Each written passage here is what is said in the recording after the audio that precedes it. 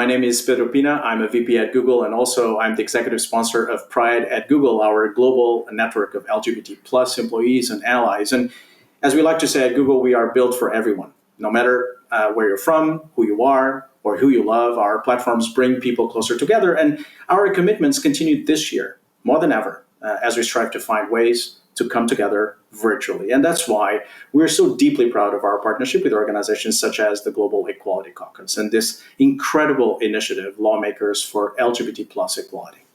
This is a unique forum where lawmakers and citizens come from across the world, and they can come together in a powerful way for us to continue to make the change that we need to see in our communities and in our society. And we do know that the starting point for LGBT plus equality is the law, and that we must keep pushing until equal protections and rights are in place for everyone, regardless of their sexuality, gender identity, or expression. So, on behalf of Google, thank you and welcome. Whether you are just participating, you're contributing, or simply watching these discussions, we're excited to play our small part in making this possible. In many countries around the world, great progress is being made to improve the lives of gay, lesbian, bi, and trans people. But in too many other countries, this simply isn't the case. And people are facing discrimination, even violence in their lives. We have to change this. But in a world where COVID is keeping us apart, we need to find new ways to come together.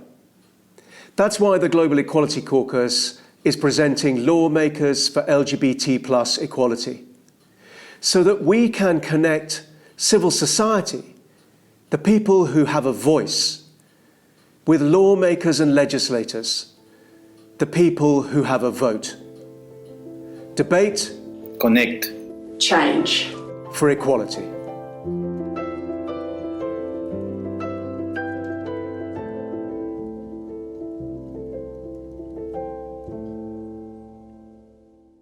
Hello and welcome to Lawmakers for LGBT plus Equality Asia, part of a series of digital events where legislators and LGBT advocates come together to push for equality across the region. I am Geraldine Roman, a member of the Philippine House of Representatives, and I will be your host for this event. This series is presented by Global Equality Caucus, a network of elected representatives fighting for LGBT plus equality.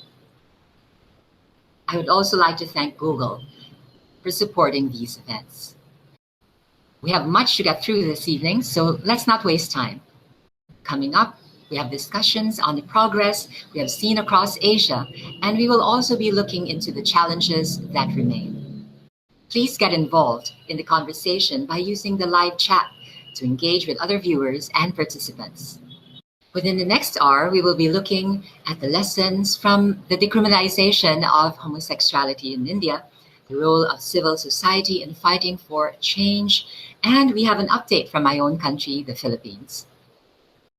But first, we have a section on marriage equality and civil unions, and we will be hearing from representatives from Japan, Thailand, and Taiwan.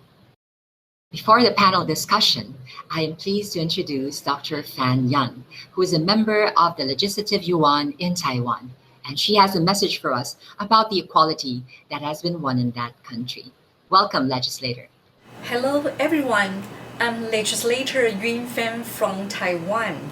First of all, I would like to thank all the people who have advanced LGBTIQ equality and rights in Taiwan and around the world.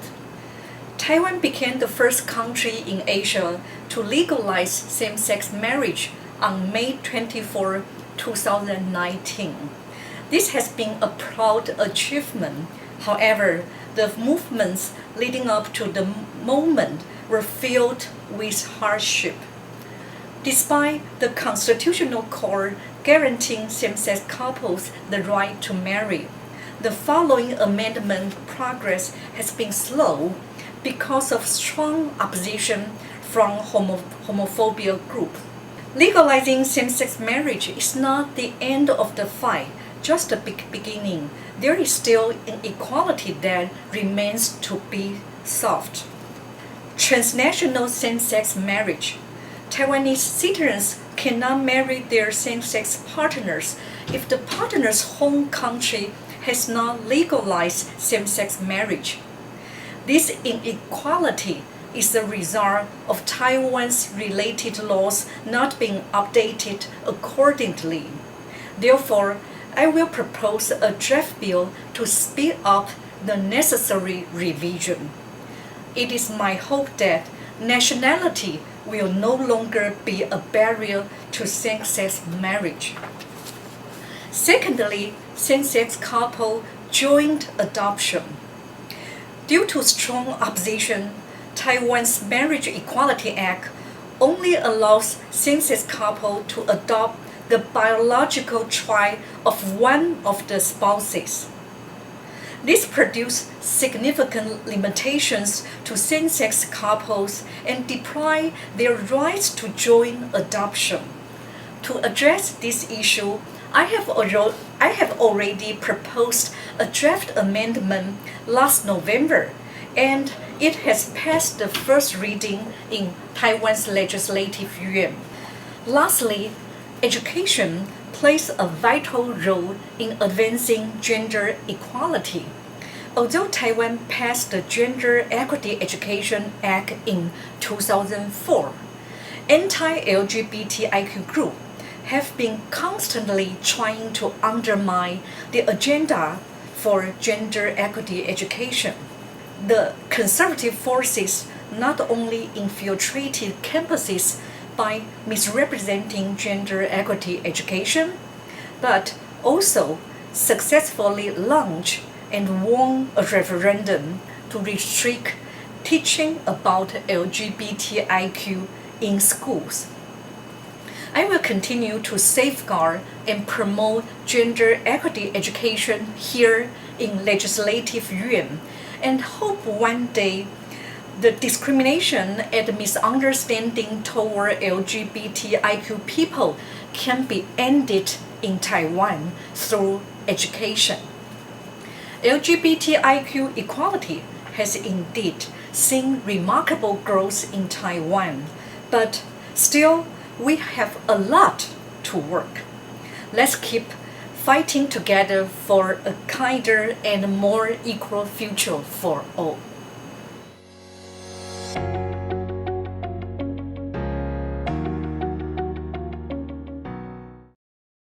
Hello, and welcome to this very special panel from Asia, where we will be discussing the progress towards marriage equality across various jurisdictions. My name is Alexander Dimitrenko. I'm a co-founder, a co-chair of LAN, Lawyers for LGBT and Allies Network, a Japanese NPO that began fighting for marriage equality in Japan 5 years ago. We made some progress, not as much as Taiwan, but we're looking forward to discussing today where we stand and where we will be going next. And we know we will be at marriage equality hopefully soon. Today I'm joined by three phenomenal women who join us today from three jurisdictions. Otsuji Kanako-sensei, who is the first lesbian gay member of the Japanese Diet. We're very happy to see her again, a dear friend and someone who's been fighting for LGBT equality here in Japan for many, many years. From Thailand, we have Sherry Nakomtap with her cats, who is joining us, and she is the LGBTQ+ policy advisor for the Ministry of Social Development and Human Security. Welcome. Thanks. And Jennifer Liu, another friend, someone who has been, across Asia promoting marriage equality after a phenomenal campaign in her home jurisdiction in Taiwan. Very happy to see Jennifer and also her cats here today. Hello, everyone. I'm Jennifer. Nice to meet you all. Excellent. And thank you for listening to us. We hope you will enjoy this panel presentation. So we'll start with questions, and we'll ask Sherry first. Sherry, we know that Thai government is looking into adopting civil unions, and you must be well in the middle of these discussions. Could you share with us the update and where things stand, and when can we expect some progress? Okay, all right. I'm actually among one of the pioneering team. I started out with the Thai government roughly about almost 8 years ago with the Gender Equality Act. That was the first one. And then we started out with the civil union, the civil partnership bill here in Thailand. But what can I say about the update? There's not much about it. It's actually stuck now. It was in the government, but somehow it was thrown back to the Ministry of Justice to review certain sections of the bill. There were a number of questions being asked, pretty much just to review, to might be revised, and then hopefully move on with the civil union bill. So we're in the middle of that. Thank you. Well, we hope, middle towards the final goal. We will obviously support you from across Asia. But coming back to Japan, Otsuji Sensei, if I may ask you, you've been fighting for marriage equality here in Japan. What is the current status and progress and next steps here in Tokyo? 日本語でお願いします。はい、じゃあすいません、日本語で、お話ししたいと思います。私衆議院議員の辻かな子です。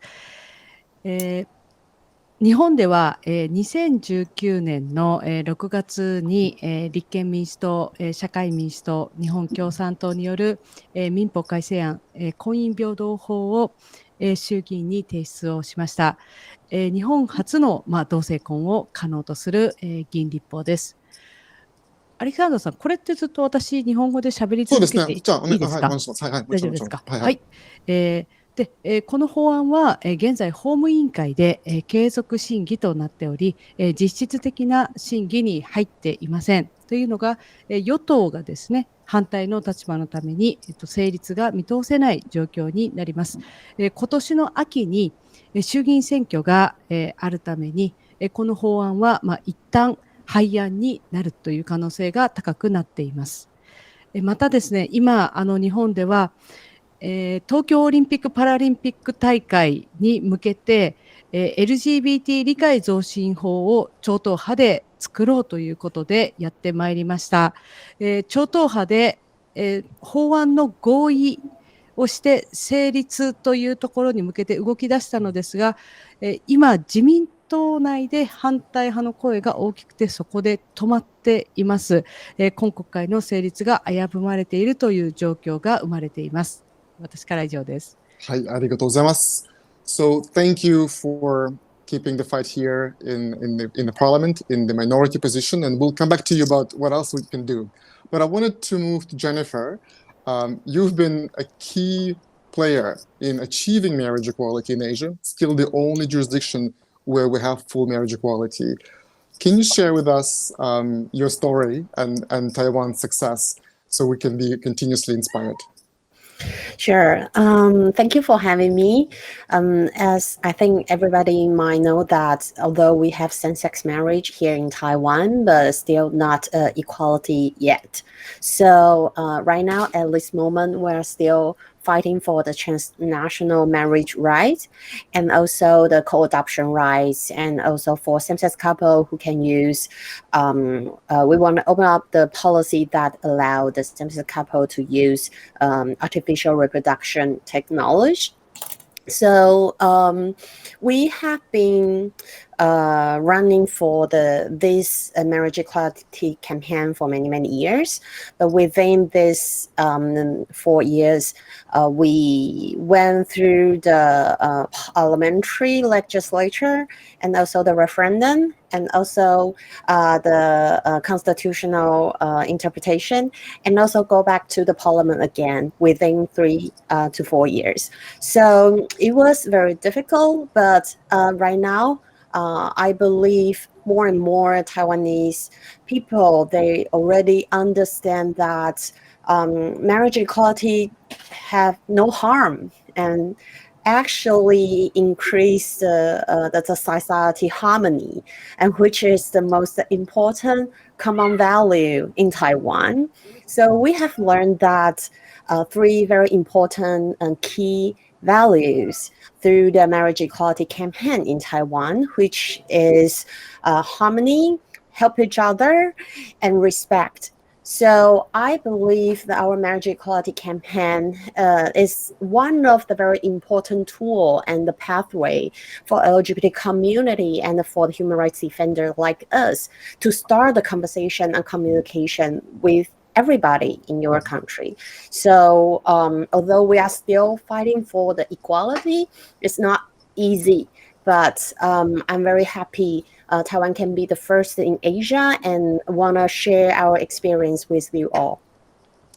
Thank you, and thank you for fighting for marriage equality. You do have a great amount of equality compared to our countries, and those three principles you mentioned, they do obviously, impact and probably are appreciated equally among many Asian jurisdictions.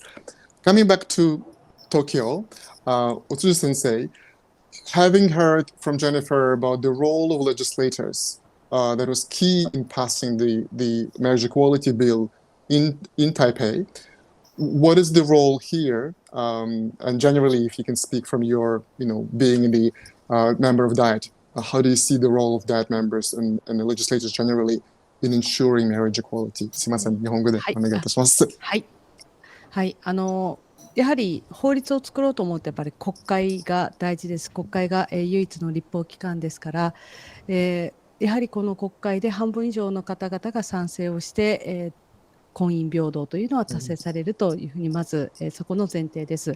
で、今回私たちはですね、2019年に法案を提出をしました。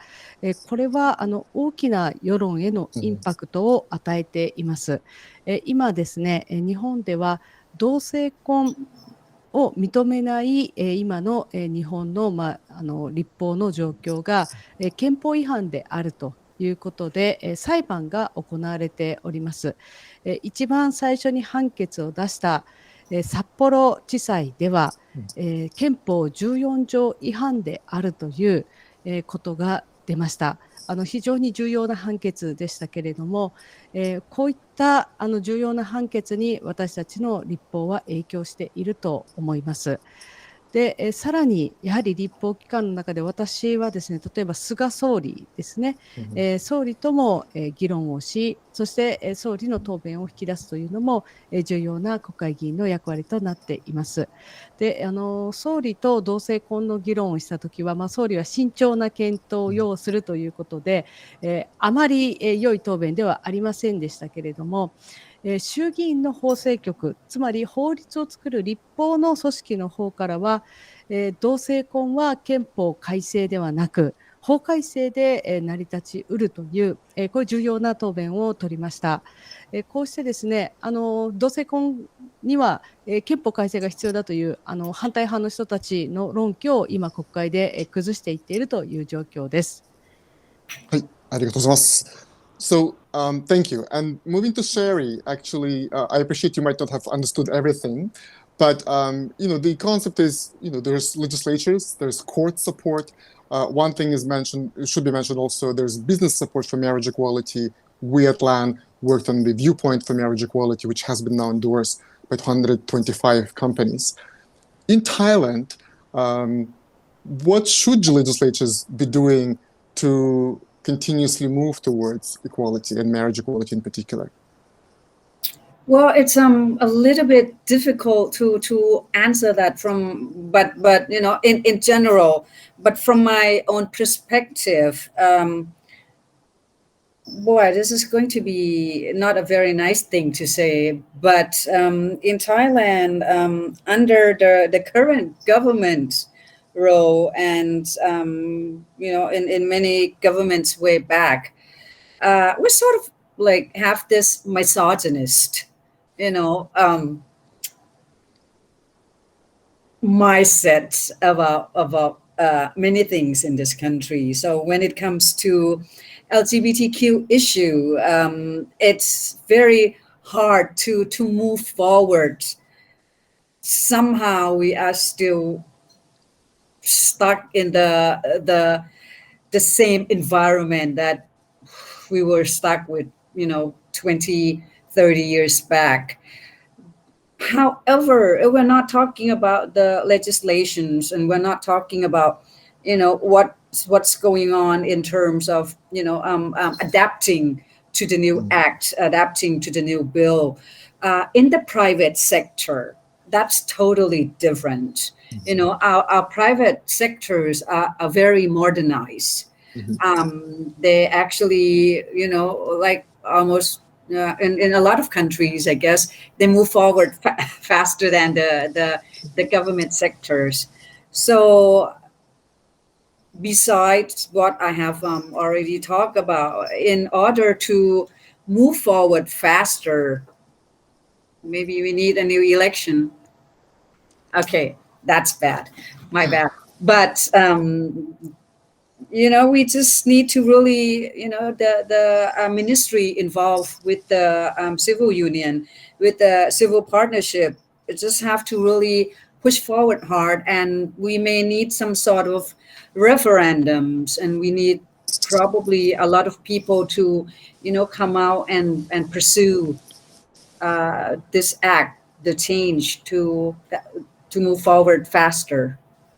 Thank you, Sherry. And this is actually leads perfectly well to Jennifer, because you've done the referendum and you've done the very strong campaign with the parliament. What were your keys to success in the parliament?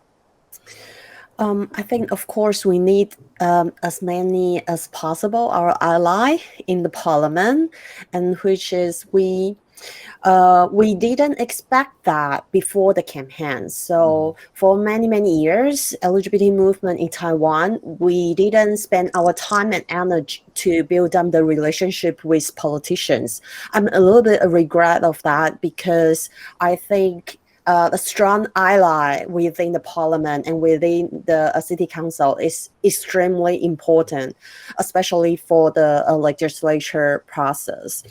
But even till now, we have our marriage law for already 2 years. Even till right now, still some legislators, they say, "Oh, you are too demanding. You're getting lesbian people. You ask too much. So don't rush. Don't ask for equal rights.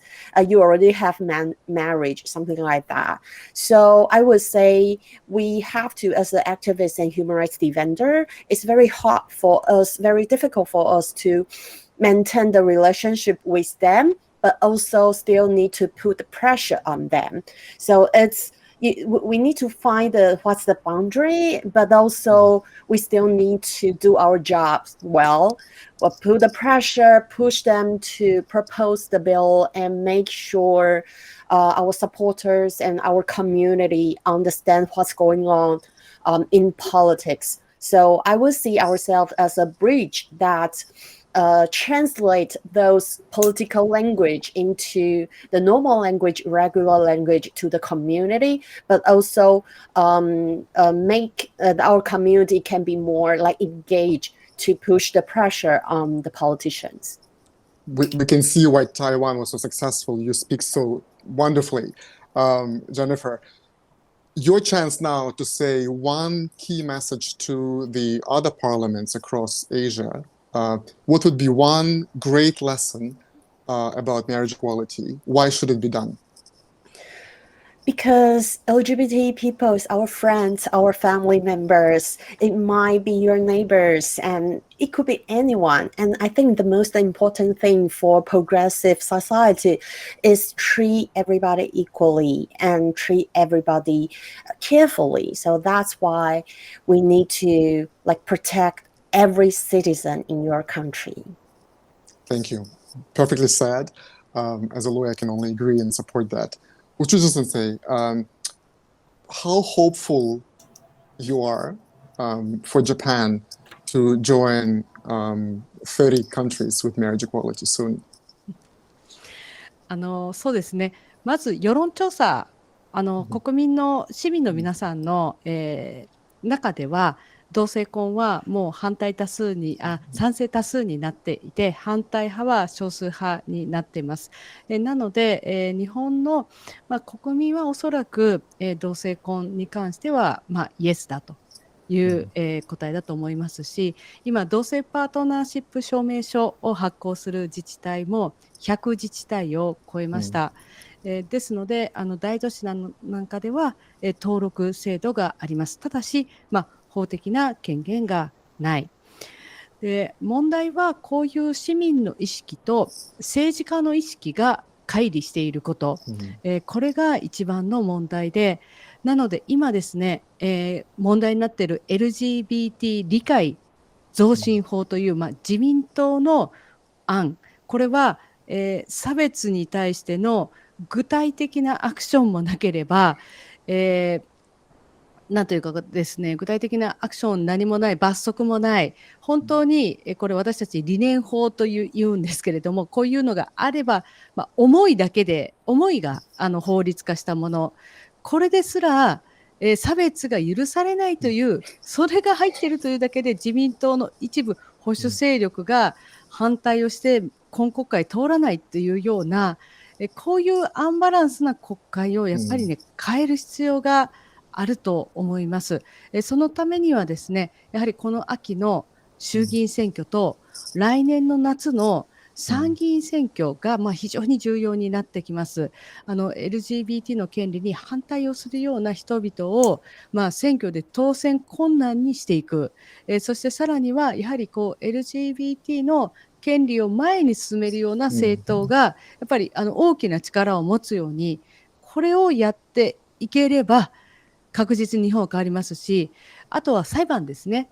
裁判が、今札幌地裁、いろんなところで地方裁判所でやってます。それが高裁に行って最高裁まで行ったときに、必ず司法は私は違憲だと言ってくれると思っていますが、それは多分2023年ぐらいになるので、それより前に国会で、成立させたい。いや、必ずできますよね。アレキサンダーさんね。一緒に頑張りましょうね。一緒に頑張りましょう。はい。そうですね。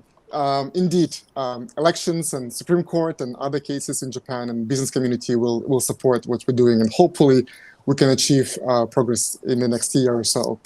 Thank you so much, Utsushi-sensei. And finally, Cherry, you've been listening to our friends from Taiwan and from Japan, and the same question. In your optimistic mind, when do you think we can see civil unions in Taiwan?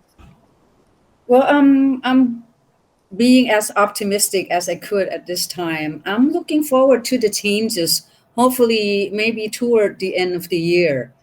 The legislators is trying very hard to push it forward. Among the politicians, we are also, I also work with the Democrat Party here in Thailand. So we're pursuing this as one of the urgent issues that should be moved forward.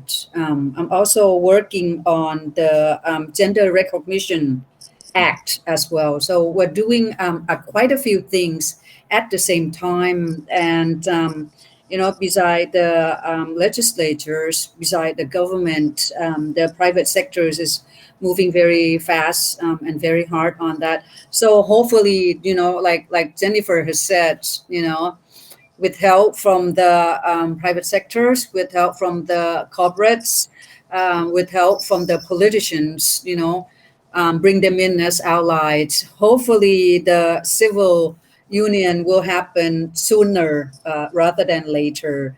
And when I'm talking about sooner, I hope it will happen before the end of this year. Wonderful. We hope so as well, of course, for many couples in Thailand, and it will be inspiring for all of us in Asia. Right. Thank you. Thank you. Thank you. We unfortunately are at the time when we need to say thank you and goodbyes to our amazing speakers. And we hope that their sharing of the current status and their optimistic vision of the future will materialize. We hope that many more hearts will be open to support equality in all countries across the globe. Thank you so much, everyone, for listening, for being part of this session, and we'll look forward to seeing you soon. Thank you so much. Bye-bye. Thanks. Thanks, guys. Thank you. Following on those valuable insights into marriage equality, we now turn to India.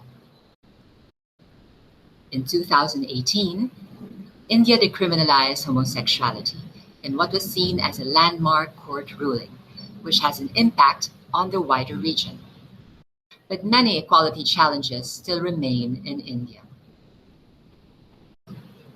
Next up, we will hear from Supriya Sule, MP, a legislator from India, followed by Dr. Menaka Guruswamy, who worked on the case for decriminalization.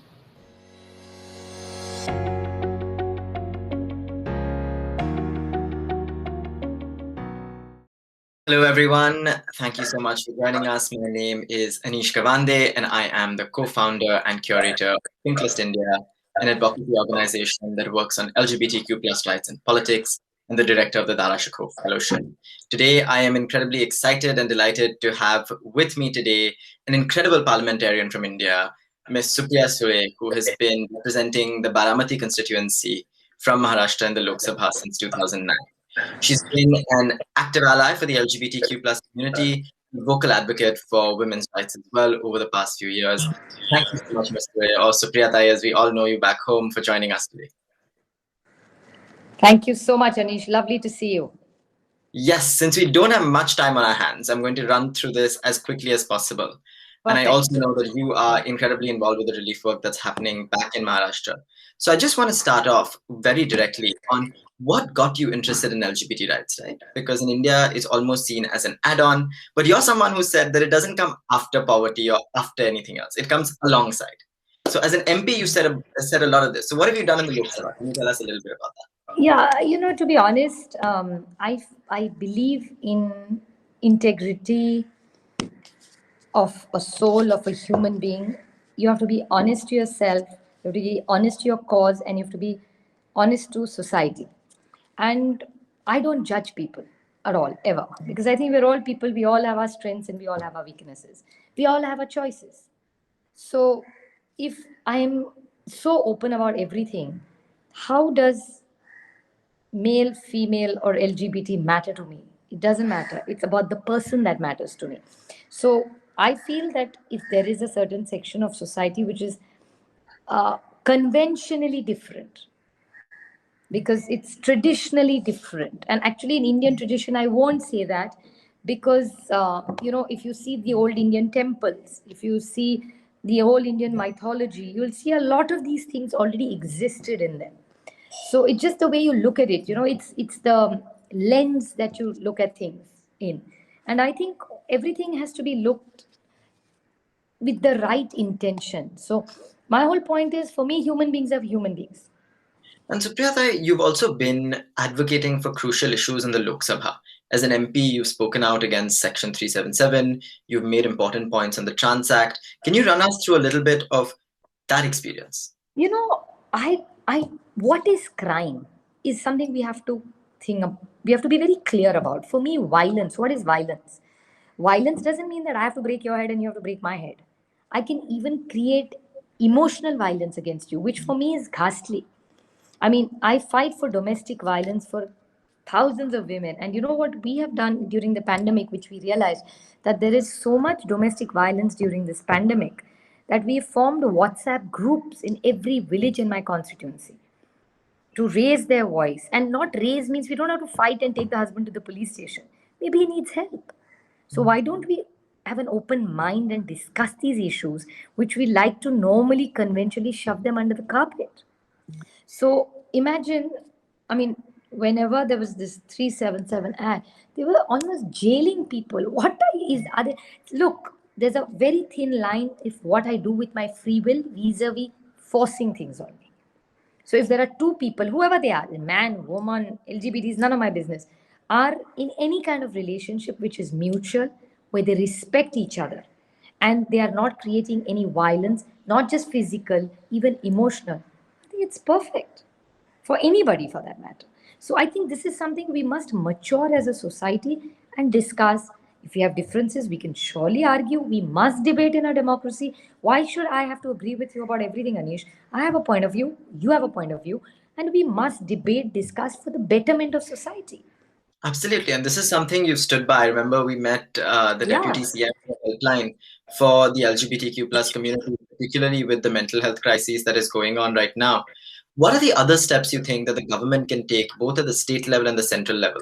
I think what we need to do is we need to give them an identity and respectability, in the sense by give them an identity card of what they are looking for. They should be in mainstream. A lot of times a lot of LGBT community tells me, no, we want separate this and separate that. I'm against separating anything from anybody. I will integrate your society. Why should you be different?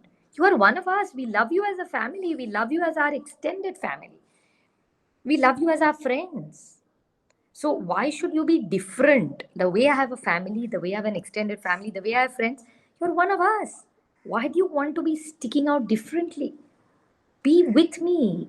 Let's bond. Let's build this nation. Let's build education. Tell me honestly, why are we carving yourself in a corner? Don't you need healthcare? Don't you need good quality education? Don't you need clean water to drink? So how are your and my issues different? So first we have to have a common minimum program which is common for all humanity. And this, if there are women's issues, there are LGBT issues. So if women issues we can tackle and we can give them rights and integrate them in society by giving them education, by empowering them, why can't we do the same for you? I want to say this particularly because I know that in the UK right now and across the world, there's a significant campaign against conversion therapy. We've seen this become a major problem in India as well, in a recent case that happened in Kerala. Do you think that politicians are now more willing to engage with these issues at a state and a national level? I'm not sure about that, because I think there are substantial amount of people who are willing to engage. I don't think people are so phobic. And I think society evolves, no? I mean, you're educated, you're exposed more, you see the world more, you read more, you have access to so much more information. And that's how societies evolve. That's what we are meant to be. I mean, look where we started thousands of years ago and where we are today. I mean, we can't just be techno savvy. We can't just be modern via wearing Western clothes and say, oh my God, we're westernized. Not at all. You can be completely wear a sari and still be very modern thinking. Modern doesn't mean you wear just aping other societies. No, it has to be from the mind and the heart and the soul. And my final question to you is that you are the unconventional supporter for LGBTQ plus rights, because you usually address it as a urban elite constituency issue. But you've shown that it's possible from Baramati. You've shown that your constituents have re-elected you 3 times. What is your advice for other politicians, because the GEC has a lot of them, who want to support LGBTQ plus issues but are scared? What will the constituency say? What will people say? And not just in India, but in our neighborhood as well. I don't want to judge anybody. And, Anish, I don't like to give advice unless I'm asked. So I'm not giving advice to anybody. I can just suggest things to you for us as a society at large, because it's not fair. We're also, the elected representatives are not people who come from another planet. We represent people. We are the voice of people when we raise issues. I don't think people are that phobic in that sense. And these are not urban and rural issues. These are emotional issues. These are scientific issues. So I think it's very unfair to even say that it's urban and rural, for the reason that just because in urban India, you could be more open about it. And you think that rural India is not ready to accept it. I'm not sure of that so much, because I think these things evolve with time. So I think let's not get into the divide. And who is to decide relationships are only about man, woman? Relationships are about human beings, and we are all human beings first. Why are we again going back into getting trapped? So I keep telling everybody that what you do in your private life is not my business, and I have no right to bully you. Bullies are bad news, come what may. You have to have the confidence, and we have to make a secure environment for every citizen to get respect. Doesn't matter what gender they come from. Thank you so much, Supriya. I think that is all we have time for. Thank you for reiterating once again that we must fight against discrimination of all form towards equality. And we have it enshrined in our constitution and in the legacies that our founding fathers and the architects of our constitution have left us with. Once again, work on it. Please follow Ms. Sule on all social media handles and the NCP, the party she represents. You can also see Pink List India on Twitter and Instagram. Right now, in particular, if you are joining in, please donate to relief efforts across the country. There is an urgent need for everyone to come together in various ways in solidarity, because in this, we are only stronger together. Once again, thank you so much, Supriya, for joining us. And thank you so much, Anish, for all the wonderful work. I wish good luck to your entire group and your team. May you succeed in bringing more loving, caring people together to make this globe a beautiful place for all of us to live and pass the baton to the next generation. Fantastic. Thank you so much.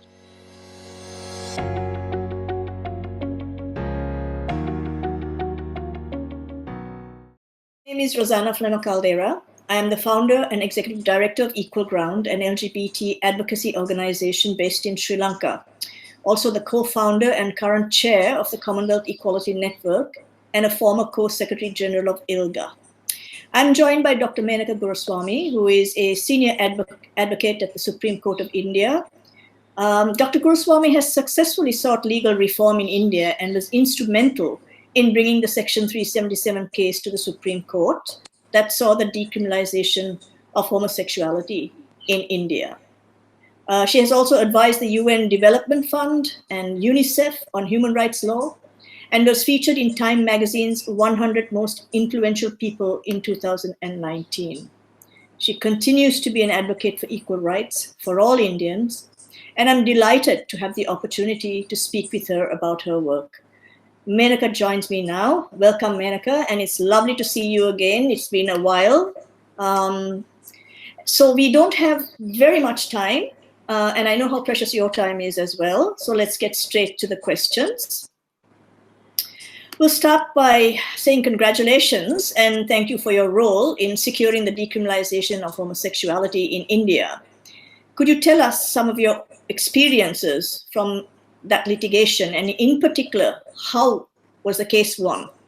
Yeah, well, firstly, it's so lovely to see you, Rosanna. It's been a while, and especially in these very difficult times, it's wonderful to see a friend and a comrade, even if it's on a screen.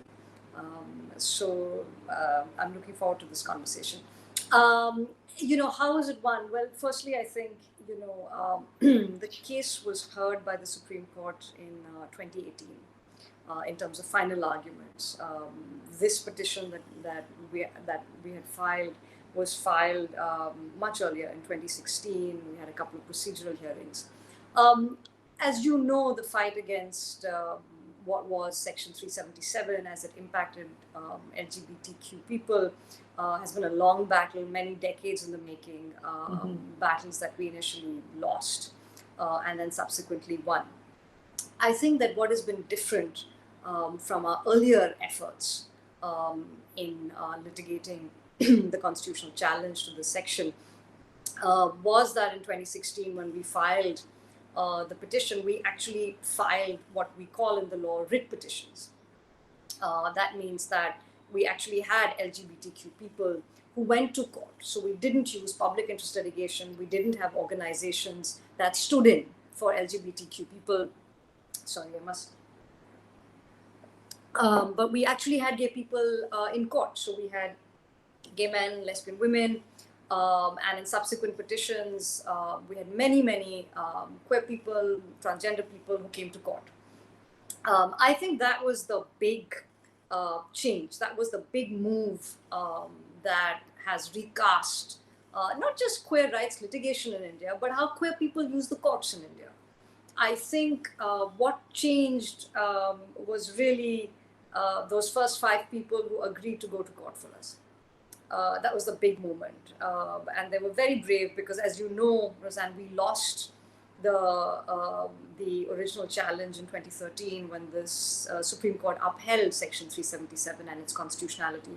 So in 2014 and 15, when my colleagues and I were trying to put a new case together, it was very difficult because this was being done in the shadow of not just an old sodomy law, but a sodomy law that had recently been upheld. And so we had these 5 wonderful Indians who decided to go back to court. What has been fascinating, right, is, of course, as lawyers writing up that petition, it was drafted by a wonderful team of lawyers. And the way they wrote that petition was that they captured the stories of these 5 people, how Section 377 hurt them, hurt their lives, the consequences of that, the stigma, the shame, but also it actually talked about their life. It talked about Navtej Johar, the lead petitioner, being in a relationship with Sunil Mehra, petitioner number 2, for 26 years. Wow. It talked about Aman Nath, petitioner number 4, being with his partner Francis for 34 years. And his partner died a few months before we filed. And these were choices that we made.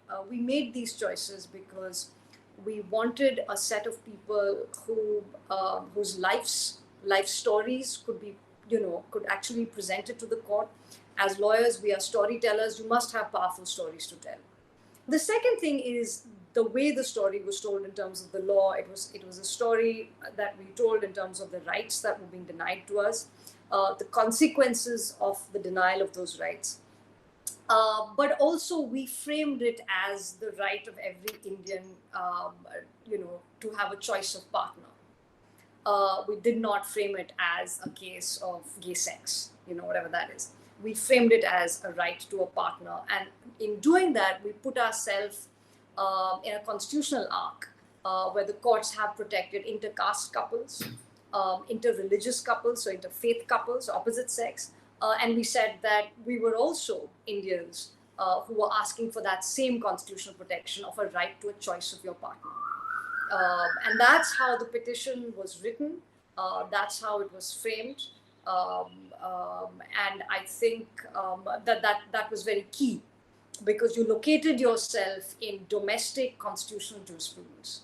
And you located yourself in those struggles that were being waged in the courts in the context of interfaith and intercaste couples. You guys have managed to somehow, get rid of that sodomy law. Here in Sri Lanka, slightly different, of course. We have both laws that, criminalize same-sex sexual relationships, and women have also been included in that. So it's slightly different from India. So what implications does the repeal of Section 377 have for other countries in Asia, particularly those that share British colonial era penal codes, such as my country, Sri Lanka? Yeah. No, I think that's a very good question. And I say this, with all humility, right? Because obviously, I don't believe that jurisprudence is a one-way conversation. It's not that it flows from India to the rest of South Asia. I'm not advocating that. So I say this with an enormous amount of humility, and I have great respect and regard for the courts of Sri Lanka. I have many friends who litigate in your courts. And it is this, right? The reality is, in all our countries, and this is outside of South Asia also, we have been left behind these sodomy laws and these laws that proscribe same-sex relationships, which were not part of our original cultures. We have been left behind these laws by colonizers who sought to regulate and control our conduct in every which way, whether that's trade, whether that's assets, whether that's natural resources, whether that was our bodies, and including, how we love, right? For independent countries that have fought so hard for their independence, whether it's India, whether it's Pakistan, whether it's Bangladesh, Sri Lanka, across the region, right, and Malaysia. I mean, there's a long line of post-colonial countries who have received, and that's exactly what it is, who have received sodomy laws from the British colonizer. It is not wise or just for our governments to keep colonial laws in place. Decolonization must mean more than just formal independence. It must mean law reform. It must mean a repudiation of what the colonizer has left, including laws like this, including legal values like this. So I think that's the first thing. So 377, India becomes the first colonial jurisdiction to bring in a codified penal code. So 377 of the Indian Penal Code 1862 is in fact the first, the kind of the test tube. So the British use it first in India. They use this idea of a codified penal law, and then from India move it to other jurisdictions. That is the flow of it. The irony of independent, modern, post-colonial governments to use their might to keep these laws in place begs the question, Whose laws are they? Why do we feel compelled to retain them when these were never our values? I think the second thing is this, that, these are global constitutional conversations that courts have. The Supreme Court of Sri Lanka has with India's Supreme Court, that India's Supreme Court has with Bangladesh, with has with Pakistan, has with Nepal. Nepal is another country in the region that has not only decriminalized, but Nepal actually spoke of gay rights before even India did. So Nepal's Supreme Court is very much part of this. And obviously, other great courts of the global south, South Africa is one such court. So I think part of this is that this is not about following, but that this is about, being part of those conversations between different constitutional courts as to how do you expand freedom. Right. And this is something that I believe, and I'm quite idealistic about this, I believe that all judges are invested in expanding freedom. Right. So to, the very distinguished, and Sri Lanka has a very distinguished bar and a very distinguished judiciary. It's a very old, distinguished bar that you have. So to those judges and senior colleagues at the bar, you are also, I believe, interested and invested in expanding freedom, in being part of these constitutional conversations as how do you expand human dignity in our countries. In Sri Lanka, we have an added twist in the tale because in 1978, when they had constitutional amendments, they brought in a savings law clause. So it basically prevents us from, filing a case in the Supreme Court or even in any court in Sri Lanka. So, of course, we have to try and find a way around this. One way is constitutional reform, which for the second time in the last 5 years, we're going through again. Yes. Let's hope something, tangible happens. But we cannot just rely on the courts to push for further reform on LGBTIQ issues, right? Sure. What must parliamentarians, for example, do to carry the torch, and what issues should they be focusing on? Sure. I think that this is a very key part of it, these conversations that we have with parliamentary colleagues, right? I think this is a very, very key part because after all, they are the people's representatives. And these are conversations that certainly in India we keep trying to have, and I'll be consulted by members of parliament on X issue, and I will also bring this up. So I think that we have had, unfortunately, very little luck with change that has come from parliament. When Section 377 still applied to queer people in India, there was a move by specific members of parliament to introduce private members' bills to, in fact, ensure that Section 377 did not apply to consensual same-sex relationships. And those bills didn't even muster basic support in parliament. What's very interesting about gay rights and queer rights of all kinds is that the courts have really been the bastions that have brought in change all over the world. I think in some larger countries where state legislatures have been very predominant, then there has been sort of efforts to kind of work with members of parliament.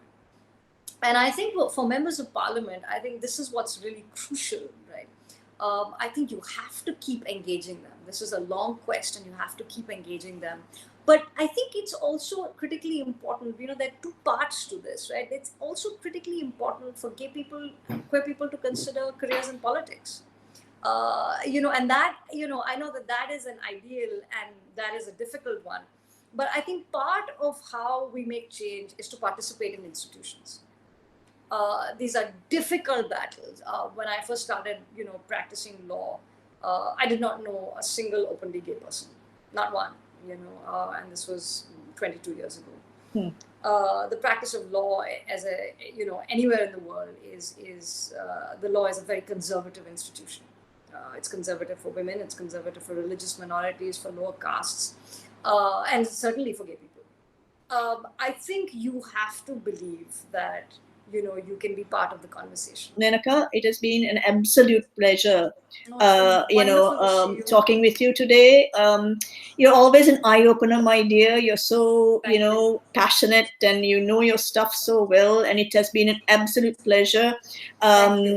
It's thank you for lending your time to the Global Equality Caucus and for your legal advocacy on behalf of the people of India. Thank you as my friend for being there and being the person that you are. Thanks so much. Thank you so much. It's wonderful to see you. Thank you for making the time to have this conversation. And, you know, I just want to say that we are inspired by your battles, you know, and I know it's a very difficult and hard journey, and we have been constantly inspired by the work that you do. And we would just like you to know that, you know, we are here, you know, and we are part of this process and this journey together. So be well, be safe. Thank you. And I look forward to seeing you in person in better times. Absolutely. And thank you. Your words mean so much. Thanks a lot, Menaka. You too. Care. We now turn to Israel, where we have a message from Yorai, Lahav, Hertzanu, who is a member of the Knesset. Yorai is one of the 5 openly LGBT members of parliament in Israel, and he has an update for us on LGBT rights in his country. Welcome, Yorai. Greetings from the Knesset in Jerusalem. It's a great privilege to address this wonderful group of parliamentarians from all around the world. Entering Pride Month here in Israel is an exceptionally exciting time. Dozens of grand parades and events are planned throughout the country. With COVID numbers thankfully low, these events will return to their regular size. Today, the Tel Aviv Pride Parade is the largest on the continent of Asia, with over 100,000 participants from all around the globe. Although there is always much progress to be made, Israel's stance on LGBTQ issues is the most tolerant and progressive throughout the Middle East. Israel recognizes cohabitation between same-sex couples as well as marriage performed elsewhere. Adoption by same-sex couples was legalized in 2008. We are still fighting for same-sex marriage as well as the right to surrogacy, but I am as optimistic as ever in our fight towards equal rights. I am proud that Israel strongly protects the rights of gay citizens, and the LGBTQ community is represented in all parts of Israeli society, from serving openly in the military since '93 to government, business, entertainment, and the arts. Lastly, as Tel Aviv has been voted a number of times as the world's best gay travel destination, and it's true, I look forward to hosting all of you here soon and create lasting relationship to help our fight toward equality worldwide.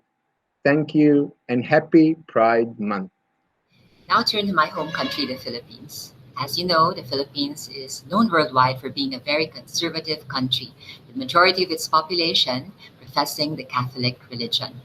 Nevertheless, in the 17th Congress, we were able to pass unanimously the anti-discrimination bill on the basis of sexual orientation and gender identity and expression, more popularly known as the SOGI Equality Bill, but it was stalled in the Senate.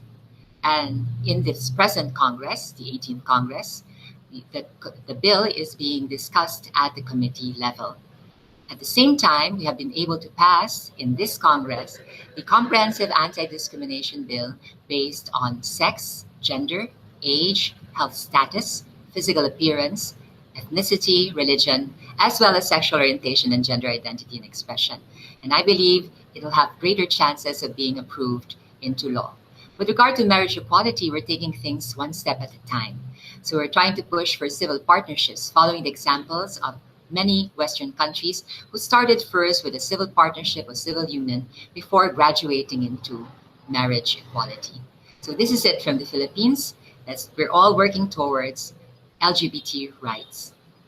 We now have a message from my colleague in the Philippine Congress, Senator Risa Hontiveros. Senator Risa has been a passionate advocate for equality in our Congress, first as a representative for 6 years, and now from the Senate, where she was elected in 2016. Welcome, Risa. Good day to all of you. It is such a pleasure to come together again, and always so important, especially now.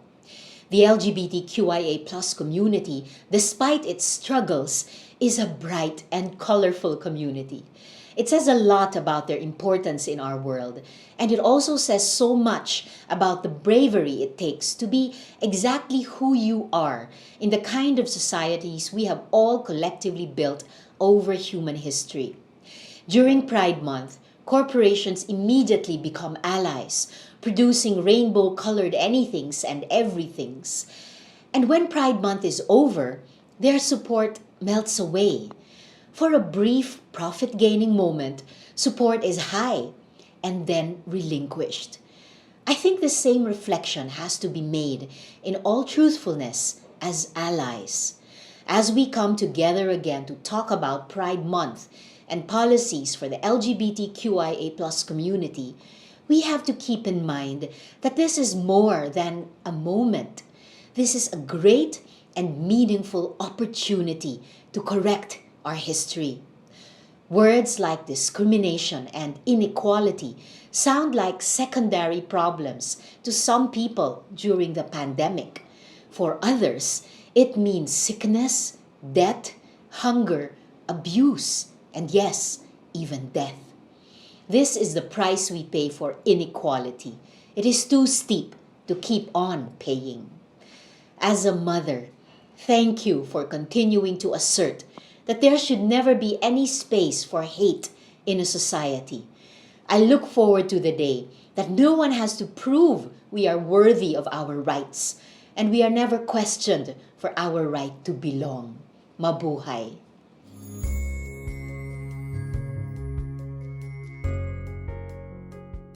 We now come to the second of our panel discussions. We will shortly be hearing from civil society activists from across the continent who will be discussing how their organizations overcome challenges to fight for change.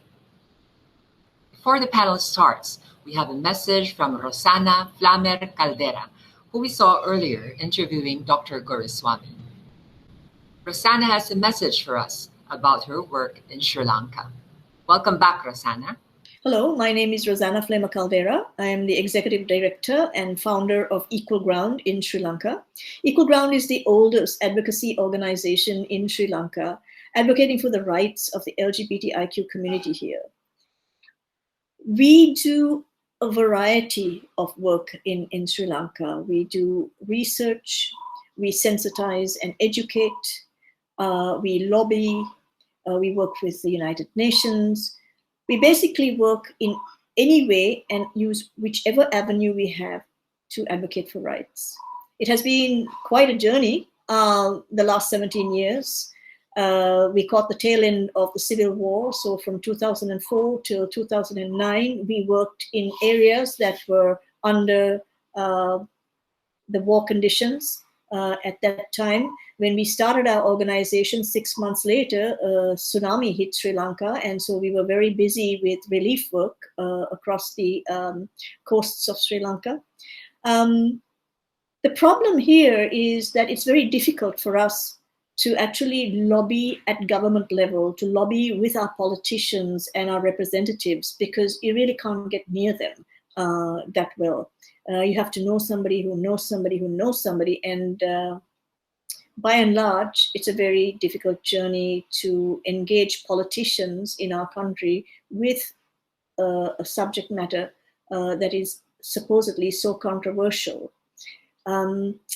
As many would know, we are also a colony, a colony of the British Empire, and we inherited laws that up to this date still criminalizes consenting adult same-sex relationships. In 1995, that law was amended, the word male was dropped, and now it includes women as well.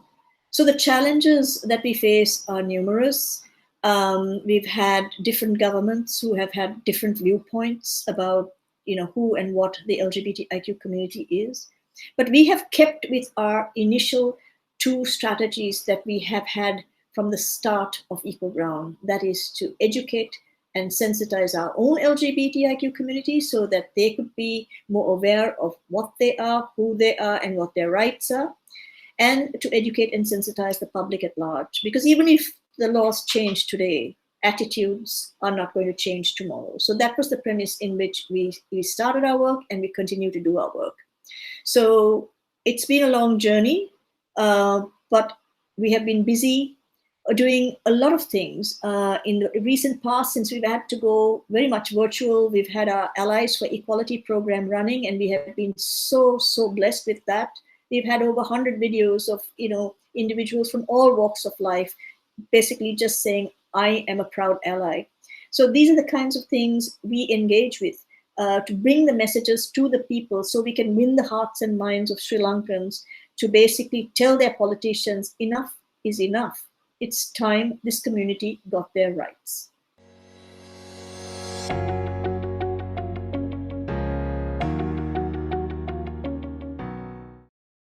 Hi everyone, and welcome to this panel where we'll be discussing the role of Asian civil society in promoting anti-discrimination and advocating for LGBTIQ+ equality in the region. My name is Yun Fan, and I'm the Executive Director of ELGA Asia, and also your moderator for today's panel. Speaking of Asia, we know that there are a lot of countries criminalizing homosexuality at the moment. We have 21 over 42 UN member states criminalize consensual sexual acts between two people of the same sex. A lot of trans people in many countries still cannot change the gender marker. They don't have their gender recognized by the law. In the countries where they can actually do that, they have to go through a lot of treatments and intrusive medical interventions that can sabotage their health. We also have a lot of problems with surgerizing, sex normalizing surgeries on intersex infants in a lot of countries. But however, we also have quite a few spotlights in the region. We know that recently Bhutan has decriminalized homosexuality. And before that, we had India, making it the most populous country in the world to do so.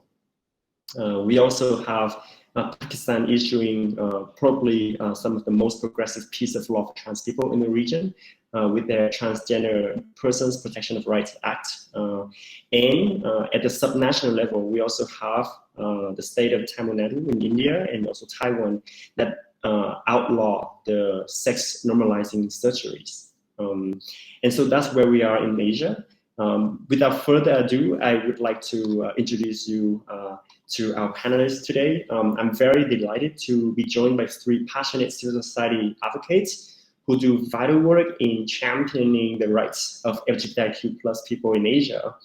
The first person, Midnight Punkasetwatana, the Executive Director of APCOM. Midnight, could you please raise your hand so people can recognize you? Thank you very much. The second person is Priyanka Hettiarachchi, the Sri Lanka country representative for Westminster Foundation for Democracy. Please also raise your hand. Thank you. And finally, we have Genwa Genmaten, a human rights activist coming from Lebanon. Please raise your hand. Thank you.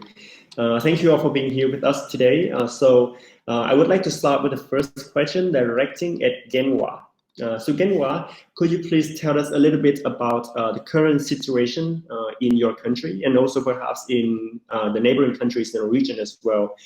Is civil society in your country able to operate effectively? Please start when you are ready.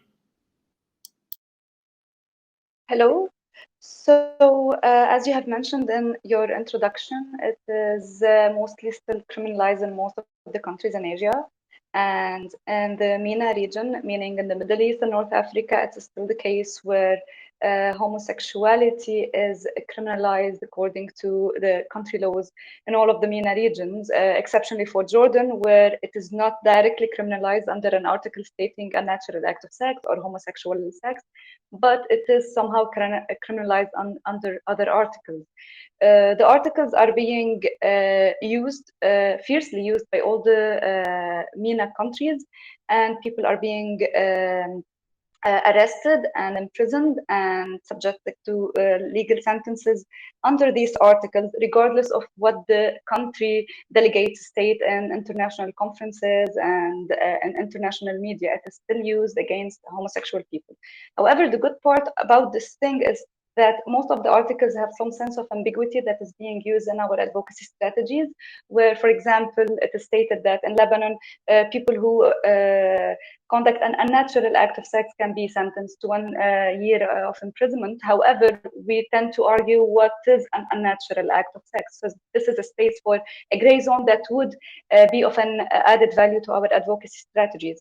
So there is for the civil society to work in the region. Well, it is not the same all over the MENA region. For example, in Lebanon and Tunisia, there is some sort of a good space to for human rights organizations to exist somehow safely and to lead on their missions and programs. However, there are some sort of movements all over the MENA region. Some are extremely discreet, where they work mainly on offering protection for the most marginalized, mostly at-risk LGBTIQ+ individuals, whereas in some other countries we get to be a bit more privileged, such as in Tunisia and Lebanon, where we lead on advocacy campaigns, on lobbying, on capacity building, on policy change, and so on. Thank you for sharing, not just in Lebanon, but also in the MENA region. And I believe that the situation is probably also diverse and different also in other regions as well. Priyanka, could you please also share what it's like in your country, in your region? Thank you, and thank you very much to the Global Equality Caucus and others for supporting a discussion like this and for having us. I think the current situation, speaking specifically about Sri Lanka, and to pick up on what Enmo was saying, there are similarities. There's a legal position and there is ambiguity about the law. It's old British law that's survived into this century. And while some legislators and others might say they don't want to apply it, the reality is, so long as the law stands, it makes it difficult for members of the LGBTQ+ communities to understand what their legal rights and entitlements are. I just want also to reflect a little bit more than the law itself. Often there are things in policy and the way in which laws and policies are practiced and implemented by, say, officials, or even just the way things are understood by employers, people working in hospitals and schools. And that also presents significant challenges, from things like bullying through to employment opportunities and so on. Lou, I don't know if you'd like me to reflect a little bit about the successful opportunities and things that have been done well, or perhaps I'll leave that for a little bit later. We'll have time for that later. Thank you very much. So I might leave my initial comments there. Thank you. Thank you. And what about Thailand and Asia Pacific region, Midnight? What is the situation and how is civil society operating in the region? Hi, thanks so much, Boo, and thanks so much the Global Equality Caucus for inviting APCOM to be part of this. So my name is Midnight. I work for APCOM, and actually this is my 10th year in this organization on our work on LGBTI rights. So we're doing work around LGBT inclusion in the private sector, coordinating groups on the marriage equality in Asia, and we're looking to look at decriminalization of homosexuality in Asia Pacific region. So Vu, you've already outlined a lot of the things I'm going to say, particularly in the region. So I just want to concentrate on maybe some of the information that we've been doing in Thailand, particularly because there's been a lot of discussions around the civil partnership in Thailand. You know, at one point it was between Thailand and Taiwan who's going to get to the finishing line, and Taiwan has won that. But Southeast Asia, we're still hoping that can still be the case. But what has come out of these discussions, particularly around the younger generations, in terms of being involved and knowing that they are citizens and having rights, particularly around the social media spaces, and have those conversations. It's really opened up discussions about how young people identify themselves now and how they see themselves in terms of being the leaders of these kind of discussions and being at the forefront of breaking some of the old barriers that I think a lot of the countries are also going through for the younger generations. Thank you very much for sharing, Midnight. And we also have heard about successful anti-discrimination campaigns, and for example, like the engagement of young people in the movement, Midnight just said, and others at the national level, at the subnational level. So what do you think, what role that civil society has played in in securing the changes in these successful campaigns? Maybe we can start with also Midnight as well first. I'm not sure so much about successful campaigns, but let's say ongoing campaigns, definitely. It's very innovative. I think the younger people, how they organize themselves and coming up with some sort of cultural values that might be subversive, and then it's very creative in the way that they're using it for for using social media to then share those contents around, and it spreads so fast that I think, wow, this is unbelievable how the movement can start from offline as well, then going to online, and also then offline as well. With COVID-19, that's been much more difficult with the with the protest. I would say that for organizations and activists, going to the online spaces and linking to the individuals that might not otherwise be part of our, collective organizing previously, I think it offers the opportunity for that to happen. And then it allows the organizations that are working in these issues to understand there are so many different varieties and different discussions that's happening, and how to bring in those different strands and build a space where then these discussions can happen, and then be able to kind of like collect that into changes going beyond the LGBT people. How do we get allies to support our movement and support our cause? And as we all know, during COVID-19, the community organizations like ours are the ones that are reaching the most vulnerable and marginalized. And the resources that we have is really, really limited, and our own resources limited as well. So we do need the support to be able to ensure that there is constantly this kind of voice around raising concerns and issues, and ensuring that the authorities and those that are the duty bearers don't forget that there are LGBT people within their own constituencies, and that is not a small minority either. Thank you. I would ask the same question to Genwa, and maybe not successful campaigns, but also like in pushing the movement going. What do you think the role of civil society in doing this? All right, so there are definitely some campaigns that did major changes or turning points that played a role of a turning point to the movement. But I would want to call it an accumulation of the advocacy and the campaigning efforts that have started since 1998, discreetly in Lebanon. So it was the accumulation of all the efforts, of all the work that has been done. And definitely when there were a number of advocacy strategies, it was mostly in the beginning of a process of a trial and error, like how about for example trying to abolish Article 534 that criminalizes the unnatural act of sex, and then we realized that why need to abolish if we can just advocate or lobby about freezing or not using the article rather than abolishing it, because abolishment is a different legal process that is very hard to achieve. The campaigns that were led in the past few years were extremely vocal of sexual and bodily rights and the right to live with dignity. And the narrative has changed since 2017, when we were actually dealing with, we were leading on the Idaho campaign just like these days. It was in the week of 17th of May, and we had to deal with direct threats from an extremist group. And that's when we decided to change the narrative somehow, and we led on a parallel campaign throughout the same week.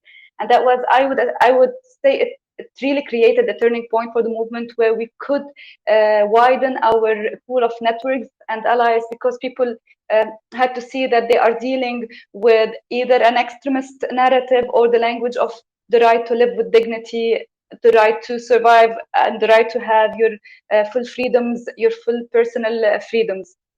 So I would say the campaign in 2017 did play a major role in producing a new narrative and creating a new language and a zero provocative approach that has been going on since then. Thank you for sharing. I'm hearing also similarities between the regions where we connect with allies and widen our movements, but also connect with the achievements of the previous generations and also the new generations of young people. Is it the same in Sri Lanka and in South Asia? Could you also share with us? Thank you for that. And it's very refreshing to hear Midnight and Genmo's stories because I can see some parallels. It was nice to hear about the accumulation of efforts, which is, of course, rings very true in the Sri Lanka context. There are a range of civil society organizations, community groups, individual activists, human rights campaigners, specializing in LGBT+, working as allies through the wider human rights network, working offline, online, working in different languages that are spoken in Sri Lanka to ensure penetration and reach. And also the intergenerational work. So if you've got generations of advocates and activists, they tend to be working together. A really good example of something we've seen recently is the work that's been done to ensure a gender recognition certificate. This is something that's been worked on for some time, and the leadership came from the trans community and civil society organizations, stakeholders working in that space.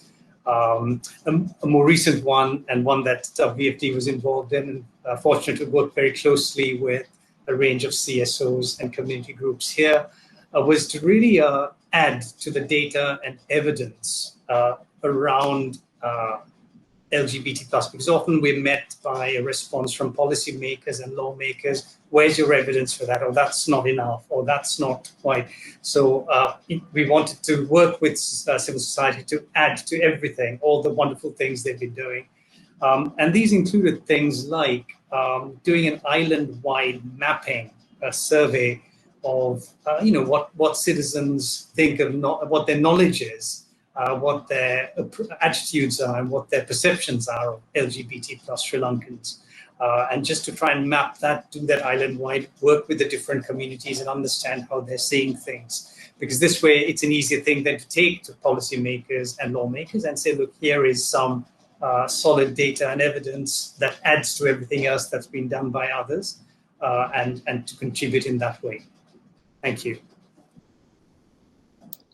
Thank you. Now that you're speaking, I also have a question for you. So we also have been hearing about different kind of practices that society can use, like getting attitude and opinions from the general public.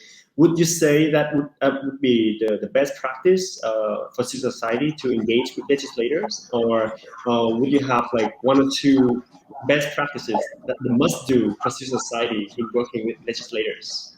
Thank you. That's a great question. And I don't think it'll surprise you that the answer is it's going to be multifactorial. It's going to be context specific. It'll depend on the particular issue or the particular campaign. But if you'll excuse this generality, always the better and the more data and evidence that anyone has, the better it is to kind of make the case.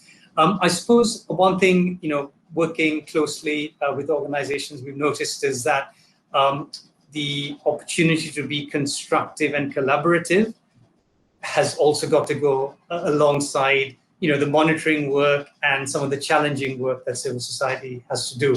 And sometimes playing both those roles with decision makers, whether they're policy decision makers or legal decision makers, can be, a difficult challenge sometimes. I suppose from the point of view of policymakers and lawmakers, often there isn't knowledge. And it's sometimes, once you've got access to it, it's like saying, look, here's something you need to know about. And then to have those conversations and do some explaining as well. And then, of course, making the case for what is it that needs to be done. Doing that with allies, I think is helpful because that just multiplies the voices and the support and the network. And of course, that's also something that we're seeing starting to have a bit more traction. Thank you.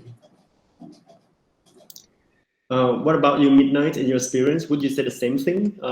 Would you say also working with allies and also working with the public?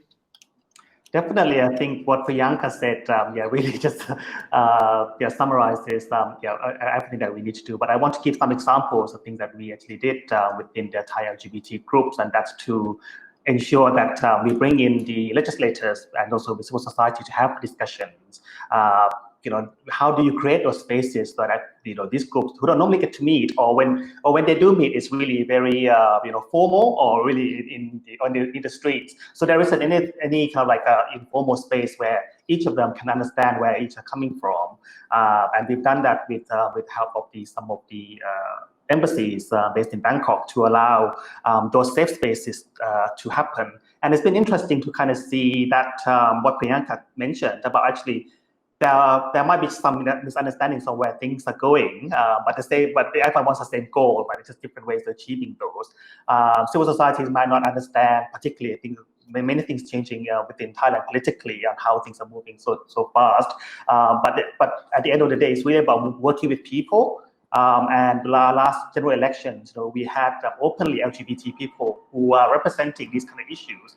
So for the first time that LGBT organization can see, oh look, those kind of people that we can work with, that they can bring spaces for us to have discussions with policymakers that might otherwise don't open those spaces for civil society groups to have those kind of discussions. So I think that's really important to create those spaces where civil society and legislators get to know one another and speak informally and not always in big conferences. Thank you. Finally, Genwa, what do you say about your best practice for civil society to work with legislators? Okay, so as I had mentioned before, it was a trial error. We started in a trial error approach where we did assume that probably we can bring up the issue of abolishment of Article 534, and then we move to why abolish if it's that much of a hassle. Why not actually identify key individuals that would directly affect on the well-being of the LGBTIQ+ individuals on social, legal, and institutional level. So, for example, we did argue, like, why not speak to judges and to general prosecutors rather than speaking to members of parliament? And that was a more successful approach, where we could actually measure the impact of this approach. And on a level of civil society, it was not easy engaging the civil society in sexual and bodily rights work and talks, because it has always been thought that this might actually affect their work when it comes, for example, to women's rights, to children's protection rights, to environmental issues. It was always thought that it would backfire on them on a social level.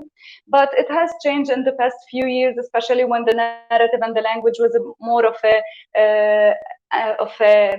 an umbrella approach, where we did argue sexual and bodily rights as a personal freedom, as a freedom of expression, as the right to live with dignity.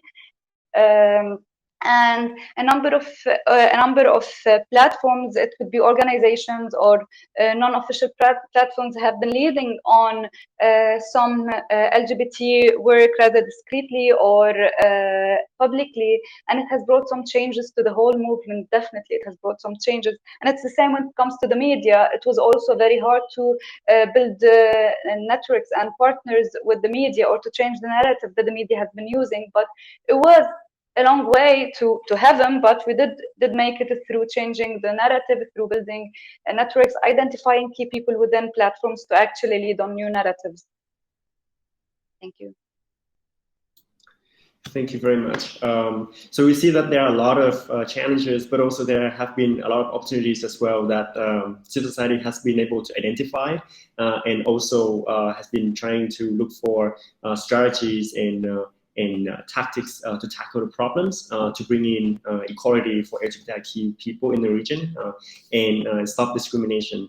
And I really appreciate all the knowledge and the sharing from the three panelists today.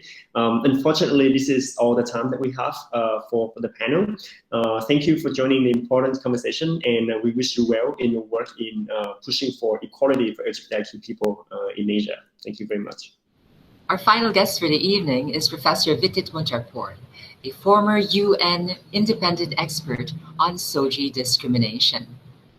Professor Muntarbhorn will be offering his perspective on equality issues in Asia and what the international community can do to push for change. He will be interviewed by Midnight Bungkaset Watana, who joins us again fresh from his panel appearance. Welcome to the both of you.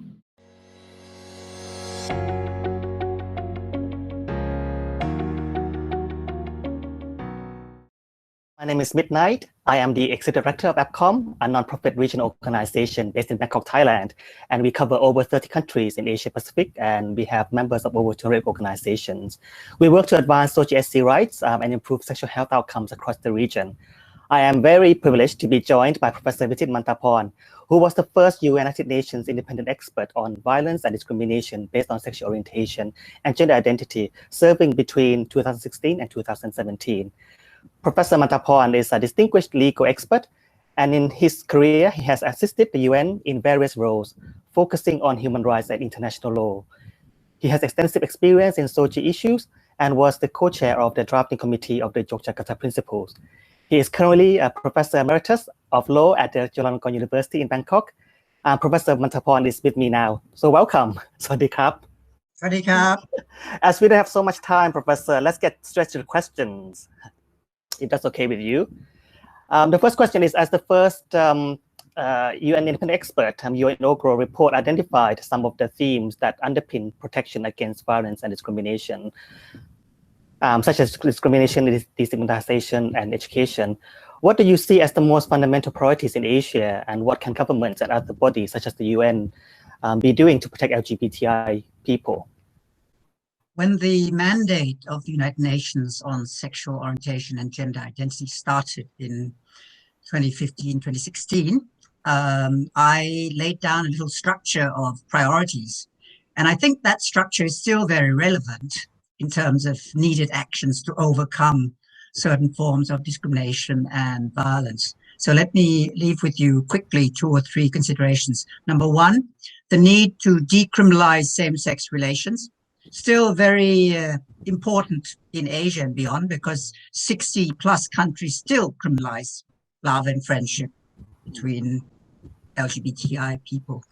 A lot of these countries are still in Asia. If you look at Southeast Asia, you know, this country, Thailand, it's quite liberal on this front, but it is surrounded by at least 2 countries which criminalize same-sex relations still. So it's very close to home in a way. Secondly, the need for effective anti-discrimination measures. And this is particularly to ward off direct and indirect discrimination, for example, at the workplace or in school or elsewhere. And many countries still don't have a certain law that's applicable and effective to cover LGBTI people. Thirdly, the need to recognize gender identity, particularly to help trans people change their IDs and reaffirm their gender on documents. And that is going to be different from the sex allotted to us at birth, because that's the difference between sex and gender. Gender is more of a social construct and how we feel about ourselves, not necessarily biological. So those are 3 primary concerns that I raised, and still very relevant today. And there are other issues, such as the need to depathologize, now, particularly with COVID, of course, inclusion questions, such as access to medical care and regeneration as we revive in workplace terms and lifestyle terms, as well as education and socialization to overcome bullying and violence. So all these are very pertinent still. I'd just like to add that the most recent report of the current independent expert, my friend Victor, analyzed and emphasized the issue of conversion therapy, which is still happening in some countries nearby. Conversion therapy is one that concerns very much LGBT people, because basically conversion therapy is the coercion, pushing people to go to see a psychiatrist so that they are compelled, so to speak, to change their gender identity and sexual orientation against their will and unnaturally, because in human rights terms, LGBTI or sexual orientation and gender identity are natural states of being. Can you talk a little bit more about what should parliamentarians be doing to press for legal protection for LGBTI people? And have you seen any instances of where parliamentary voices have been successful in lobbying governments for change?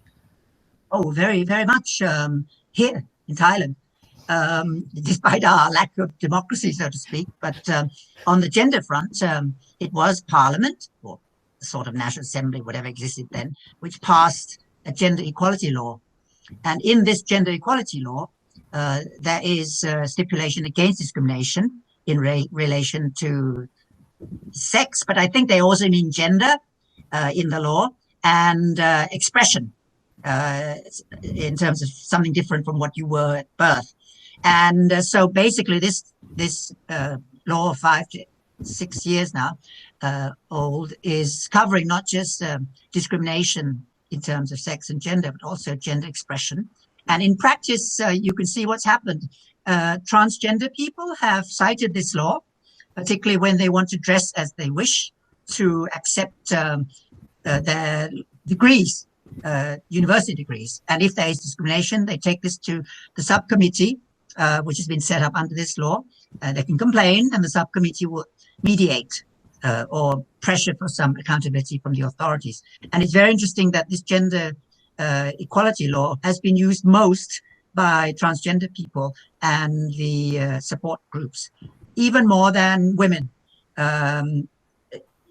because of course the original intention was also to cover women generally. So that's one stepping stone. And you can see other stepping stones. I mean, Taiwan, not because of parliamentarians necessarily, but with parliamentarians, they passed legislation on same-sex marriage. And actually, to be fair, it was the Supreme Court or Constitutional Court of Taiwan that pushed that, because the court said that they needed a law in Taiwan, otherwise it would be unconstitutional. So the court gave the government and parliament a deadline to pass a law to recognize same-sex marriage. And if the authorities failed to do so, then the judgment of the court would be binding. And then, of course, people will be able to sue or take action on the basis of the court decision. But now, of course, there's a law on it, so law through Parliament, so people don't have to cite the court decision directly, but they can just invoke the law to claim their rights on the basis of same-sex marriage. So those are two examples. Oh, thank you. And we are running out of time a little bit, but I just want to hear your recommendations in terms of parliamentarians working with civil society. What are your thoughts on that? I think it's very important that parliamentarians work with civil society. In fact, parliamentarians have to be based on civil society, because we're talking about inclusion, democracy, and participation, which means together. And it's the people, it's civil society that votes for parliamentarians to get parliamentarians in a democratic society. And even if it's not so democratic in some societies, there's still possibly some linkage with parliamentarians and civil society as a whole. So parliamentarians are, of course, dealing with laws, good and bad laws. So one aspect is to introduce a new law, for example. And in Thailand, I'm still waiting for parliamentarians to introduce a law to either enable same-sex union partnership and or same-sex marriage. And as well, I hope we'll have a law on recognition of gender identity so that trans people can change their IDs and so on.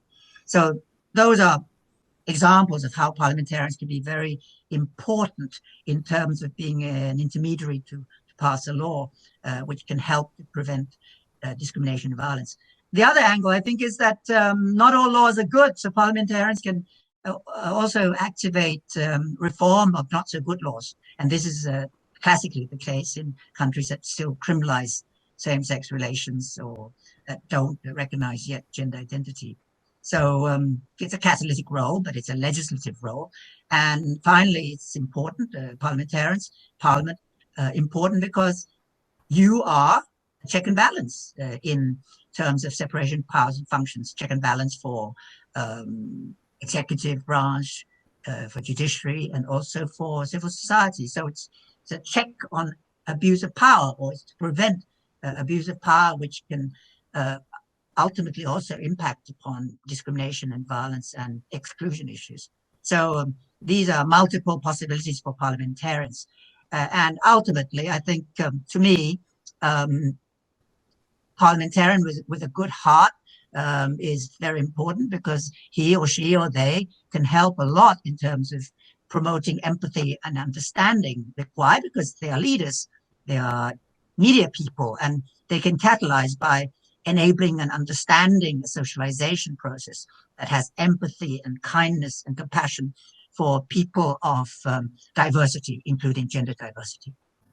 Thank you so much, Professor Vitit, for your time and all your work you have done advocating for human rights. And good luck in your current project. Thank you so much, everyone, for tuning in.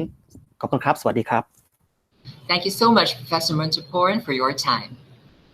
We have reached the end of our event, and I would like to thank everyone for their contributions.